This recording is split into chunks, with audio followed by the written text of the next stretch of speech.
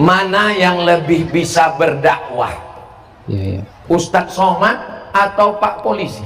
Sekarang Ustadz Somad ceramah, jangan main judi online, jangan main game online, jangan main slot, jangan laga ayam, jangan main gaple, judi itu mengundang laknat Allah.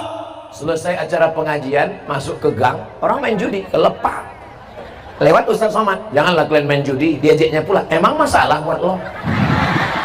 Abdul Somad tak ada kekuasaan, tapi keluar Bapak Babin Kamtibmas, dia tak perlu ceramah menjerit, dia tak perlu teriak, dia tak perlu baca ayat, dia tak perlu tabligh akbar, dia tak perlu pakai stadion, dia cukup dengan pistolnya datang ke tempat orang main judi, silakan main.